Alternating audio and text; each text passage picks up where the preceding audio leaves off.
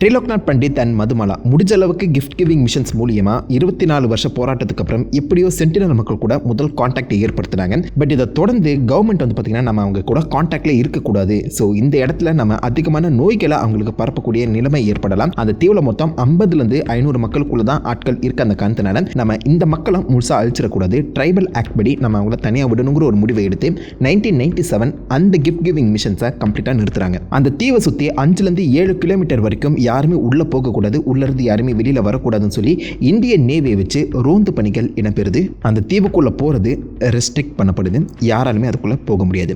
இப்படி இருக்க அந்த சமயத்தில் அந்த தீவு பக்கத்தில் தான் அதிகமான நண்டுகள், அதுவும் சுவைமிக்க நண்டுகள் கிடைக்கும். அதை ஆட்டையை போட்டு கொண்டு வந்து வித்துலாங்கிற ஒரு தாட்டில் நிறைய மீனவர்கள் அப்பப்போ அந்த எல்லையை தாண்டி போகிறது வழக்கமாக வச்சுருந்தாங்க. அந்த வகையில் 27 ஜனவரி 2006 சில மீனவர்கள் எல்லையை தாண்டி, அதாவது 5 கிலோமீட்டர் சுற்றளவு கொண்ட அந்த எல்லையை தாண்டி சென்டினல் தீவுக்குள்ளே நண்டு பிடிக்க போகிறாங்க. அவங்க பிடிச்சிட்டு இருக்கும்போதே சூரிய அஸ்தமனம் விடுது. ஸோ இந்த சமயத்தில் நம்ம திரும்ப ஊருக்கு போக முடியாது, விடிச்சிட்ட அப்புறம் கிளம்பலாம் அப்படிங்கிற தாட்டில் அந்த படகை சென்டினல் தீவு பக்கத்தில் நிறுத்துறதுக்காக ஒரு கல்லை கயிறோட கட்டி அதை நங்கூரம் போல பயன்படுத்துகிறாங்க. அண்ட் முக்கியமாக ஒரு படகுல இருந்த சுந்தர்ராஜ், பண்டித் திவாரி அப்படின்னு சொல்லப்படுற 2 பேர் பைன் ஒயினில் போதையாகின மாதிரி சொல்லப்படுது. அதாவது கல் குடிச்சு போதையாகியிருக்காங்க. அண்ட் அவங்க கட்டி வச்சிருந்த படகோட நங்கூர கல் வந்து பார்த்தீங்கன்னா அவிழ்ந்திருக்கு. ஸோ கடலோட ஓட்டத்துக்கு ஏற்ற மாதிரி இப்போதைக்கு அந்த படகு கொஞ்சம் கொஞ்சமாக சென்டினல் தீவை நோக்கி நகர ஆரம்பிக்குது. இந்த படகு எல்லையை தாண்டி போக அங்கே இருக்க மீனவர்கள் அப்போ தான் உஷாராகி, டேய் உன் படகு அங்கே தாண்டி போயிட்டு இருக்கடா, எழுஞ்சிரு அப்படின்னு சொல்லி கத்த ஆரம்பிக்க இவங்களுக்கு காது கேட்கவே இல்லை. போதை அதிகமாகி இருக்க அந்த காரணத்தினால மயக்க நிலையில் இருந்திருக்காங்க. படகு கொஞ்சம் கொஞ்சமாக சென்டினல் தீவோட கரையோரத்துக்கு போகுது. அண்ட் கரையோரத்தில் ஆல்ரெடி இவங்களுக்காக காத்திருந்த அந்த சென்டினல் மக்கள் கொஞ்சம் கூட யோசிக்காம இவங்க 2 பேருமே அடித்து அங்கேயே கொள்றாங்க. கொண்டுட்டு அப்படியே விடாமல் ஒரு சில ரிப்போர்ட் படி ஆக்சுவலாக அவங்க 2 பேர் உடலையும் பேம்பூ ஸ்டிக்கில், மூங்கில் தடியில் வந்து பார்த்தீங்கன்னா கட்டி யாருமே உள்ளே வராதிங்க அப்படிங்கிற மாதிரி ஒரு ஸ்கேர்க்ரோ, அதாவது இந்த வயல்களில் வைக்கோல் பொம்மையை வச்சிருப்பாங்க, காக்கா உள்ளே வரக்கூடாதுன்னு சொல்லி வரட்டுற மாதிரி இந்த மனிதர்களை வைக்கோல் பொம்மை மாதிரி கட்டி வச்சாங்களாம். இதை பார்த்த மற்ற மீனவர்கள் அங்கிருந்து தெரிச்சு உட கோஸ்ட் கார்டுக்கு 3 நாட்கள் கழிச்சு தான் இங்கே என்ன நடந்துச்சுங்கிறதே தெரிய வருது. அவங்க உடனே இங்கே உடலை மீட்கணும் அப்படின்னு சொல்லி ஒரு ஹெலிகாப்டரை இந்த இடத்துக்கு அனுப்புகிறாங்க. எந்த இடத்துல அவங்க கொல்லப்பட்டாங்களோ அதே இடத்துல இவங்க புதைக்கப்பட்டிருக்க ஒரு விஷயம் அந்த கோஸ்டல் கார்டுக்கு தெரியுது. ஸோ அந்த இடத்துல இறங்கி உங்க உடலை எடுக்கலாம்னு சொல்லி ட்ரை பண்ணும்போது அந்த சென்டினல் மக்கள் கையில் வில் அம்புகளோடையும் கற்களை தூக்கி எரிஞ்சும் இந்த பக்கம் அந்த கோஸ்ட் கார்டை பயமுறுத்தி அனுப்பிச்சிருக்காங்க. அண்ட் அந்த அம்பு முனைகளில் இரும்பு துண்டு வந்து பார்த்தீங்கன்னா பொறிக்கப்பட்டிருக்கு. இதுக்கு முன்னாடி MV பிரிம்ரோஸ்னு சொல்லப்படுற ஒரு மிகப்பெரிய கப்பல் இங்கே கரை ஒதுக்கிச்சு பார்த்தீங்களா, அந்த கப்பலில் இருக்க இரும்பு துண்டை இப்போதைக்கு சென்டினல் மக்கள் ஆயுதங்களாக பயன்படுத்த ஆரம்பிச்சிருக்காங்க. அயன் ஏஜ் சென்டினலுக்குள்ள ஸ்டார்ட் ஆகியிருக்கு. நாம இறங்கி இங்கே பலியாகிடக்கூடாதுங்கிற ஒரு தாட்டில் அந்த கோஸ்ட் கார்டு அங்கேருந்து கிளம்புறாங்க. ஹெலிகாப்டர் உருவாக்கின அந்த காற்று வந்து பார்த்தீங்கன்னா இந்த உடல் மூடி இருக்க அந்த மணலை தகர்த்தி அந்த உடல் இருக்க இடத்த கோஸ்டல் கார்டுக்கு காட்டி கொடுக்குது. அதை பார்த்தோன்னா ஒருத்தர் செம்ம ஷாக் ஆகிடுறாரு. நான் அவங்கள கொன்று உரிச்சு சாப்பிட்ருப்பாங்கன்னு நினச்சேன், அவங்க கேனிபல்ஸ்ன்னு சொல்லி கேள்விப்பட்டேன், ஆனால் இந்த இடத்துல அவங்க புதைக்கப்பட்டிருக்காங்க, அது கொஞ்சம் ஆச்சரியமாக தான் இருந்துச்சு அப்படின்னு சொல்லி மென்ஷன் பண்ணியிருக்காரு. இதுக்கு முன்னாடி கொடுத்த அந்த தேங்காய்களையும் கொடுத்த எல்லா கிஃப்டையுமே சந்தோஷத்தோட அதுவும் பக்கத்தில் வந்து வாங்கின இந்த சென்டினல் மக்கள் இப்போ ஏன் 2 ஃபிஷர்மேனை கொல்லணும்? ஏன்னா இவங்களும் படகுல தான் வந்திருக்காங்க, மேபி கிஃப்ட் கொடுக்க வந்திருக்கலாமே, ஏன் கொல்லணும்? அதே ஒரு கேள்வி அந்த மனம் சுற்றி மிக பெருசாக எழ ஆரம்பிக்குது. எல்லாருமே இவங்களை மர்டர், கொலையாளிகள்னு சொல்லி முத்திர குத்தி அரெஸ்ட் பண்ணுங்க, ப்ராசிக்யூட் பண்ணுங்கன்னு சொல்லி கேள்விகளை எழுப்ப ஆரம்பிச்சாங்க. ஏன்னா டெக்னிக்கலாக இது இந்தியாவுக்குள்ளே தான் வருது, இந்தியாவுக்குள்ளே இருக்க சட்டம் இவங்களுக்கும் பாய தான் செய்யும். ஆனால் இந்தியன் கவர்மெண்ட் அது மேலே எந்த ஒரு ரியாக்ஷனுமே எடுக்காம சென்டினல் மக்களை தனியாக விடுங்க, அவங்க பக்கம் நீங்கள் போகாதீங்க அப்படிங்கிற மாதிரி அந்த மக்களை தனிமைப்படுத்த தான் ட்ரை பண்ணிட்டு இருக்காங்க. ஏன் இவ்வளோ திடீர்னு கோவப்பட்டாங்கன்னு சொல்லி யாருக்கும் தெரியல. அப்போதைக்கு ஆந்த்ரோபாலஜிக்கல் லீடராக இருந்த ஒருத்தர் சொன்ன ஒரு விஷயம், கிஃப்ட் கொடுக்குறத நாங்கள் டக்குன்னு நிறுத்திட்டோம், கொஞ்சம் கொஞ்சமாக படிப்படியாக நிறுத்தி இருக்கணும், நாங்கள் வரப்போகிறது இல்லைங்கிற ஒரு விஷயத்தை சென்டினல் மக்களுக்கு அறிவிச்சிருக்கணும். அப்படி சொல்லாமல் டக்குன்னு நிறுத்தினது மேபி அவங்களுக்கு கோவத்தை கிளப்பி விட்டுருக்கலாம். இப்படி கொலை செய்ய தூண்டினதுக்கும் அதுதான் காரணமாக இருக்கணுங்கிற மாதிரி சொல்கிறாரு. பட் அது உண்மையான்னு தெரியல. அந்த பார்டர் ரெஸ்ட்ரிக்ஷனை இப்போதைக்கு இந்தியா அதிகப்படுத்துகிறாங்க, யாருமே உள்ளே போகக்கூடாதுங்கிற மாதிரி வலியுறுத்துறாங்க. இந்த செய்தி உலகம் முழுக்க பரவ ஆரம்பிக்குது. இப்படிப்பட்ட மனிதர்களும் இருக்காங்களான்னு சொல்லி உலக மக்கள் வியப்படைகிற அந்த சமயத்தில் இந்த மக்களை நான் திருத்தி காமிப்பேன்னு சொல்லி ஒருத்தர் யூஎஸ்லேருந்து கிளம்பி அந்தமானுக்கு வராரு. John Allen Chau. சின்ன வயசுலேருந்து வெளியிடங்களை சுற்றி பார்க்குறதுல மிகப்பெரிய ஆர்வம் கொண்டவர் தான் ஜான் ஆலன் சாவ். ட்ரெக்கிங் போகிறது அண்ட் ஒரு இடத்த யாருமே போகாத ஒரு இடத்த சுற்றி பார்க்குறது எனக்கு ரொம்ப பிடிக்குமா. அண்டு சின்ன வயசுலேயே ஒரு கிறிஸ்டின் ஃபேமிலியில் வளர்ந்த அந்த சமயத்தில் இயேசு கிறிஸ்து மேலே அதிகமான நம்பிக்கை கொண்டவராக இருந்திருக்காரு. ஜீசஸோட அந்த மொழிகளை நான் எல்லாருக்குமே பரப்பியே தருவேன், முடிஞ்ச அளவுக்கு கிறிஸ்டியானிட்டியாக பரப்புங்கிற ஒரு மிஷனரியாக அவர் அவருடைய வாழ்க்கையை நியமித்திருக்காரு. ஸோ அந்த சமயத்தில் தான் சென்டினல் மக்கள் இந்த மாதிரி 2 பேரை கொண்டு இருக்காங்க, காட்டு மிராண்டிகளாக இருக்காங்கிற ஒரு விஷயம் ஜான் ஆலன் சாவுக்கு தெரிய வர, இயேசுவோட வார்த்தைகளை அறியாமல் சென்டினல் மக்கள் இப்போதைக்கு சாத்தானோட கைப்பிடியில் இருக்காங்க, அவங்கள நான் கண்டிப்பாக மாற்றி தருவேன், அந்த மக்களை சாத்தான் பிடியிலேருந்து நான் விடுவிப்பேன் அப்படின்னு சொல்லி அந்த மக்களை திருத்தணுங்கிற ஒரு முடிவு எடுக்கிறாரு. சுற்றி இருக்கவங்க எல்லாருமே அதை நீ பண்ணக்கூடாது, இது உனக்கு தேவையில்லாத வேலை அப்படின்னு சொல்லி வலியுறுத்தி அவனை தடுத்து நிறுத்த பார்த்துருக்காங்க. அவங்க அப்பா முதற்கொண்டு நீ இப்படி இருக்காத அப்படிங்கிற மாதிரி சொல்ல அவர் என்ன தெரியுமா மென்ஷன் பண்ணியிருக்காரு, கடவுள் என்ன இந்த உலகத்தில் படைச்சதுக்கு காரணம் சென்டினல் மக்களை மாற்றி அமைக்கத்தான், அதை நான் செஞ்சே தீர்வுங்கிற மாதிரி முடிவெடுத்து அங்கேருந்து கிளம்பி 4 வருஷங்கள் இதுக்காகவே ப்ரிப்பேர் பண்ண ஆரம்பிக்கிறாரு. சென்டினல் மக்கள் என்னென்ன பாஷை பேசுவாங்க, எப்படி அவங்க கூட கம்யூனிகேட் பண்ணுறது, இதே மாதிரி மற்ற காட்டுவாசிகள் யாராவது இருந்தாங்கன்னா அவங்க கூட போய் பேசி பழகி அந்த காட்டுவாசி வாழ்க்கை முறை என்ன மாதிரி இருக்குன்னு சொல்லி கற்றுக்கிறது, காட்டுவாசிகளோட வாழ்க்கை முறை சென்டினல் மக்களுக்குமே பொருந்துமான்னு சொல்லி எல்லா விதமான ரிசர்ச்சுமே பண்ணி 4 வருஷங்கள் இதுக்காகவே ப்ரிப்பேர் ஆகுறாரு.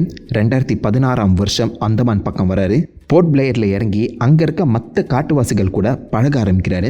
கொஞ்சம் கொஞ்சமாக அவங்களுடைய வாழ்க்கை முறைகளை தெரிஞ்சுக்க ஆரம்பிக்கிறாரு. தன்னை கடவுளோட தூதுவனான்னு நினச்சிக்கிட்டு இந்த பக்கம் எப்படியாச்சும் சென்டினல் மக்களை திருத்தணுங்கிற ஒரு முடிவில் சென்டினலை நோக்கி நவம்பர் 14ஆம் தேதி கிளம்புறாரு. ஒரு லோக்கல் மீனவரை கன்வின்ஸ் பண்ணி எப்படியோ அங்கேருந்து கிளம்பி நார்த் சென்டினலோட அந்த ரெஸ்ட்ரிக்டட் லைன் வரைக்கும் போகிறாங்க.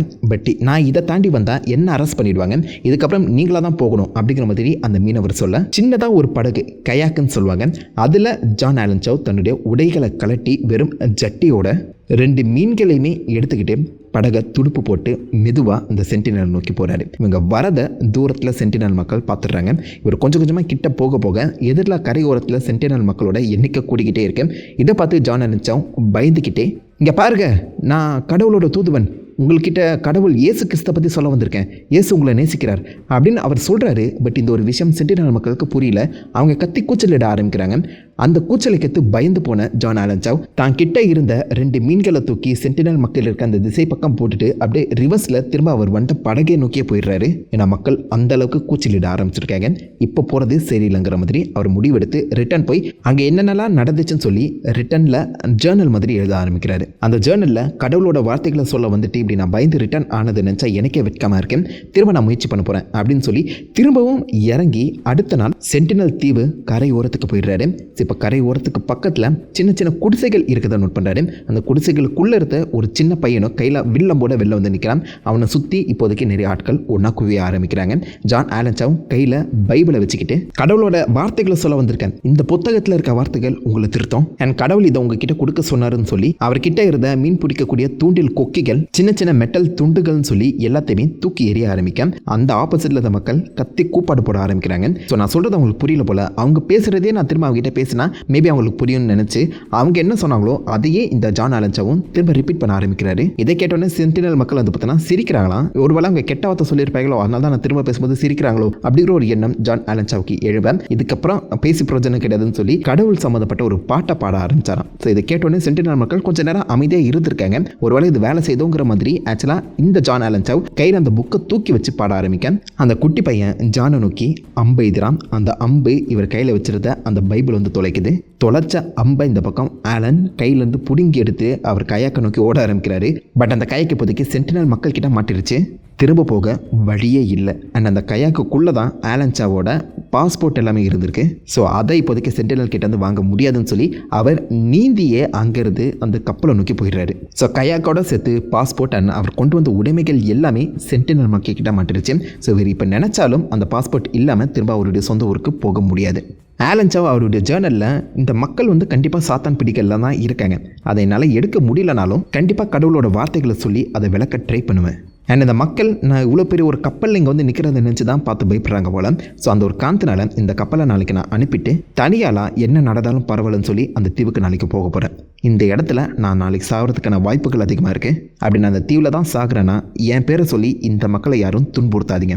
இது என்னுடைய சொந்த முடிவு. நான் இங்கே வந்தது என்னுடைய சொந்த உழைப்பில் தான். எங்கள் அப்பா அம்மாவை கடைசியாக பார்க்கணுன்னு ஆசையாக தான் இருக்குது. நான் உயிரோடு இருந்து பல உண்மைகளை மக்கள்கிட்ட சொல்லணும்னு ஆசைப்பட்றேன். என்னால் உயிரோடு இருந்து இந்த மக்களுக்கு பல நன்மைகளை செய்ய முடியும். பட் நான் சாகணுங்கிறது கடவுளோட முடிவாக இருந்தால் இயேசுவே அதை நான் ஏற்றுக்கிறேன் அப்படிங்கிற மாதிரி அவர் ஜேர்னலில் கடைசியை எழுதி வச்சுட்டு அந்த ஃபிஷர்மேன் மீனவர்கள்கிட்ட என்ன இங்கே தனியாக விட்டுட்டு நீங்கள் கிளம்புங்க, இதுக்கு மேலே நடக்கிறத நான் பார்த்துக்கிறேன்னு சொல்கிறாரு.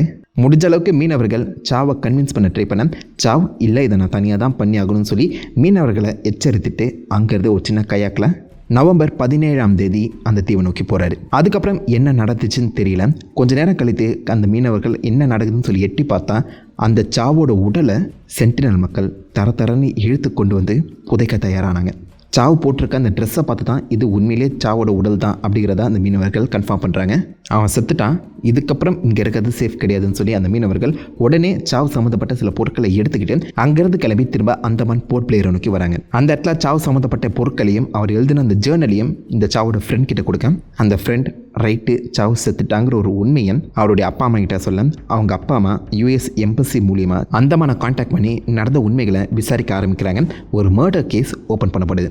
ஸோ என்னதான் இந்த அந்தமான் போலீஸ் அண்ட் ஆஃபீஸ் அவங்களை சுற்றி இருக்க அந்த அஃபீஷியல்ஸ் ட்ரை பண்ணாலும் அவங்களால சென்டினலுக்குள்ளே போய் அந்த சாவோட உடலை மீட்டு கொண்டு வர முடியல. ஸோ இதுக்கு காரணமாக இருந்த அந்த மீனவர்களை அரெஸ்ட் பண்ணுறாங்க. அந்த மீனவனுக்கு ஜான் எவ்வளோ தெரியுமா காசு கொடுத்தாரு? 25,000 ரூபாய். அதுக்கு ஆசைப்பட்டு இப்போதைக்கு அந்த மீனவன் அரெஸ்ட் பண்ணப்படுறான். யாரும் உள்ளே போகக்கூடாதுன்னு சொல்லி தடை இன்னும் பலப்படுத்தப்படுது. மர்டர் கேஸ் ஓப்பன் ஆக்கப்பட்டு இருந்தாலும் இப்போ வரைக்கும் எந்த ஒரு விதமான நடவடிக்கையும் அந்த சென்டினல் மக்கள் மேலே ஏற்படுத்தப்படலை. இன்டர்நேஷனல் அமெரிக்கன் டூரிஸ்ட் இங்கே வந்து செத்து போயிட்டான் அப்படின்னு சொல்லப்படுற அந்த ஒரு விஷயம் உலகம் முழுக்க மிக பெருசாக பேசப்படுது. மக்கள் ரெண்டாக பிரிகிறாங்க. ஒரு பக்கம் அவங்களுடைய இடத்தை பாதுகாக்க ட்ரை பண்ணுறாங்க. நீங்கள் வெளியிலேருந்து போய் அவங்களுக்கு ஏதாவது நோயை கொடுத்துட்டு வந்தீங்கன்னா உள்ள இருக்க 200-300 பேர் கொத்தம் செத்துருவாங்க. கோவிடுக்கு எத்தனை பேர் செத்தாங்க ஞாபகம் இருக்குல்ல? ஸோ அப்போ தான் கோவிட் வேற ஸ்டார்ட் ஆக ஆரம்பிச்சது. சின்னதாக ஒரு கோல்டை கொடுத்தாலும் அவங்க உடம்புல அந்த ஒரு இம்யூனிட்டி ஆன்டிபாடி இருக்காது. ஒரு சின்ன நோய் கூட அங்கே இருக்க மொத்த இனத்தையுமே கம்ப்ளீட்டாக அழிச்சிடும். ஸோ அங்கே ஜான் போனது தப்பு, சென்டினல் மக்கள் பண்ணது தான் சரிங்கிற மாதிரி இருக்க இன்னொரு குரூப் ஆஃப் மக்கள் அவங்க கொலை பண்ணியிருக்காங்க, அவங்கள கண்டிப்பாக தண்டிச்சு தான் தீரணும்னு சொல்லி 2 விதமாக மக்கள் பேச ஆரம்பிக்கிறாங்க. திலோக்நாத் பண்டித், மதுமாலா இவங்க 2 பேருமே வெளியில் வந்து நாங்கள் சென்டினல் மக்கள் கூட பேசியிருக்கோம், அவங்க கிட்ட போய் நிறைய கிஃப்ட் கிவிங் மிஷன்ஸ்லாம் பண்ணியிருக்கோம், உண்மையிலே பாசமான மக்கள், ஆனால் அவங்க இடத்த ரொம்ப பொத்தி பாதுகாக்க ட்ரை பண்ணுறாங்க. எங்கள் படகு கிட்ட வந்து இளநீர் வாங்கிட்டு இருக்க அந்த சமயத்தில் நான் தெரியாதனமாக அந்த தீவு பக்கத்தில் போகும்போது உள்ள இருக்க ஒரு இளைஞன் கத்தியை காமிச்சு உள்ளே வந்தால் வெட்டிடுவங்கிற மாதிரி மிரட்டினான். ஸோ உயிரோட யாரும் இந்த தீவுக்குள்ளே போகக்கூடாதுங்கிற ஒரு எண்ணம் தான் சென்டினல் மக்களுக்கு இருக்குது. அவங்களுடைய இடத்த பாதுகாக்க விடுங்க, அவங்கள நோண்டாதீங்க அப்படிங்கிற மாதிரி சொல்ல இந்தியன் கவர்மெண்ட் முடிஞ்ச அளவுக்கு இதுக்குள்ளே யாருமே போகக்கூடாதுன்னு சொல்லி அந்த ரெஸ்ட்ரிக்ஷனை அதிகமாக்கியிருக்காங்க. எந்த ஒரு மர்டர் கேஸும் சென்டினல் மக்கள் மேலே போடப்படலை. சாவுமே அவருடைய ஜேர்னலில் எல்லாமே என் சுய நினைவுக்கு உட்பட்டு தான் நான் பண்ணுறேங்கிற மாதிரி எழுதி வச்சிருந்தாரு. சாவோட இறப்பு உலகத்துக்கே ஒரு எச்சரிக்கையாக இருந்தது. இந்த இடத்துல சென்டினல் செய்கிறது சரியா? அவங்களுடைய உயிர்களை காப்பாற்ற 200-300 மக்களோட உயிர்களை காப்பாற்ற உள்ளே யாரும் உயிரோட வரக்கூடாதுங்கிறதுல சென்டினல் மக்கள் கவனத்தோடு இருக்காங்க. அவங்களுக்கு அவங்க உயிர் முக்கியம் தானே. அதே மாதிரி இதுக்கு முன்னாடி நிறைய பேர் அந்த பக்கம் கடந்து போனவங்க இந்த தீவில் வாழ்கிறவங்க கேனிபல்னு சொல்லி மென்ஷன் பண்ணியிருந்தாலும் இது வரைக்கும் அவங்க யாரையுமே கொன்று சாப்பிட்டதை பார்க்கல. கண்கூடா 2-3 பேர் இறந்ததையும் அவங்க புதைக்கப்பட்டதையும் தான் பார்த்துருக்காங்களே தவிர்த்து மனிதர்களை சாப்பிட்ற மாதிரி இந்த இடத்துல எந்த ஒரு சென்டினலுமே பண்ணது கிடையாது. அதை யாரும் நேரடியாக பார்த்ததும் கிடையாது. இவங்க கேனிபல்னு சொல்லி பரப்பப்பட்டது இப்போ வரைக்கும் பொய்யா தான் இருக்குது. தங்களுக்கான ஒரு உலகத்தில் ஒரு அழகான வாழ்க்கையை சென்டினல் மக்கள் வாழ்ந்துட்டு இருக்காங்க. வெளியிலேருந்து ஏதாவது ஒரு பிரச்சனை வந்து அவங்க வாழ்க்கையை சீரழிக்கக்கூடாதுங்கிறதுல மிகப்பெரிய ஒரு கவனத்தோடு இருக்காங்க. ஏன்னா இதே அந்தமான் தீவுகளில் இருக்க மற்ற காட்டுவாசி மக்கள் நீங்கள் எடுத்து பார்த்தீங்கன்னா முக்கியமாக ஜராவா ஆங்கில மக்கள் வந்து வெளி உலகத்துக்கு எக்ஸ்போஸ் ஆகிட்டாங்க. ஸோ நிறைய மக்கள் கூட அவங்க ஒன்றிணைஞ்சு இப்போதைக்கு வாழ்ந்துட்டு தான் இருக்காங்க. அண்ட் அங்கே இருக்க அஃபீஷியல்ஸும் மற்ற மக்களும் அவங்களை எப்படி ட்ரீட் பண்ணுறாங்கன்னு நினைக்கிறீங்க? ஏதோ மனிதர்கள் போல பார்க்காம விஷ ஜந்து போல தான் பார்க்குறாங்களாம். ஹியூமன் ஜூ மாதிரி அவங்க இருக்க அந்த தெருவோரம் போய் அவங்கள ஆடி பாட சொல்கிறதும் சாப்பாடு, காசு, மது போதைன்னு சொல்லி அவங்கள மக்களோட முறைக்கேற்ற மாதிரி பழக்கப்படுத்தியும் அந்த ஜராவா இனத்தோட பல கல்ச்சரையே அழிச்சிட்டு இருக்காங்க.